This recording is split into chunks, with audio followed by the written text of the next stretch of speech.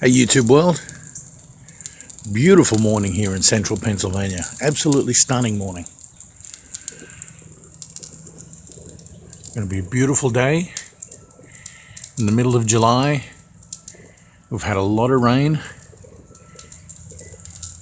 We've had some pretty warm days for this area, but overnight it cooled right off. It got down to 51, 52 Fahrenheit, which I think is, 14, 15 degrees Celsius. I forget now, but I'm out the back cooking myself a big breakfast. Well, this is probably going to be breakfast and lunch because this is going to be a big sandwich. I had some homemade chicken Italian sausage that I had to use up. But anyway, I don't know if this is going to be a cooking video or a video on my latest find. This is the 1947 Montgomery Ward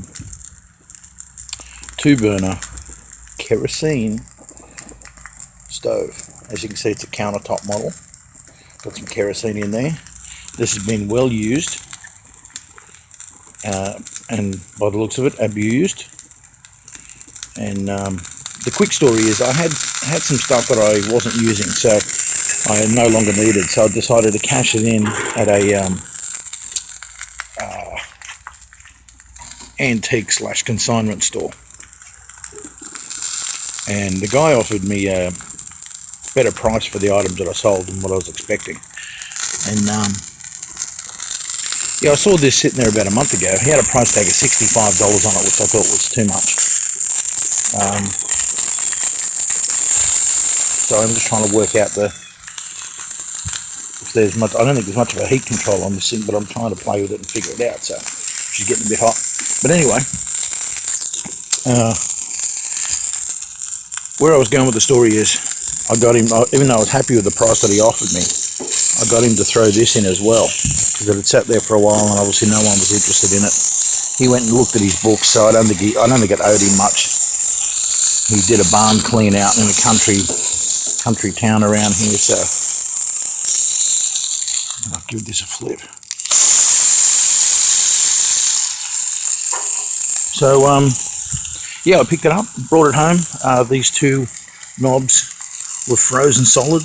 They're a simple needle and seat idea. There's on the shaft here, there's a pointed needle that sits into the same shape little seat, and that just shuts the kerosene off.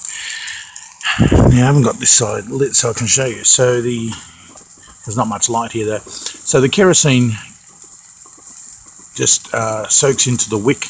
It's a flat wick, 3/4 inch wide like you find in a lot of lanterns, but it sits on its side in a round ring shape, so you just light that, and you do get a nice blue flame. You're probably not going to be able to see it there, so it burns very clean. So anyway, I got these freed up. They were rusted pretty bad. I still want to pull it apart completely and clean the pipe out and everything. Put in some new wicks, and as you can see, it's burning very well. I'm not exactly level here, so I'm just moving the truck back around. So yeah, she works very well. So right, I'm going to keep cooking this and I'll bring you back when I start building the sandwich. Alright, I'm back. I'm going to try and do this one-handed so you can see what's going on. So just put a slice of I think that's called brick cheese. First time I tried it, it's actually very good. Very creamy. On the bottom here I've got some Italian blend cheese, which I wouldn't normally go for something called an Italian blend, but it's actually excellent. Land O'Lakes makes it. So I've got some rye bread here. Rye bread's already buttered up with ghee. So typical sandwich setup. Patty goes on top. I'll pick up the top slice of bread, put it in the pan. Okay, so I buttered it with ghee, which is similar to clarified butter.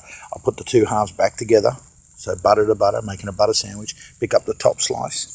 Now that's in the pan with the butter side down, leaving this exposed, and you just go straight on top. Real simple. You've seen me do this before, or maybe you have. I'll bring it back when I flip it. Okay, Did the flip.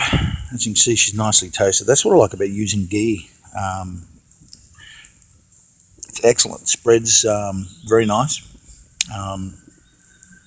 Because it just sits out at room temperature, so, and it tastes delicious. You get a nice crispy crust too. But yeah, absolute cracker of a morning. Nice and cool, beautifully cool. And just, yeah, cooking outside like this. The Lodge cast iron pan and my old kerosene stove. It's almost like being on vacation. So, nice. Just hearing the birds. But that's it. She's a great little stove. I don't think I will paint it. I just turned the kerosene off because it takes a good little while to burn out. So I turned it off, and there's still some good residual heat there. So yeah, just a little kerosene bowl. You fill it up, turn it upside down, and it feeds in.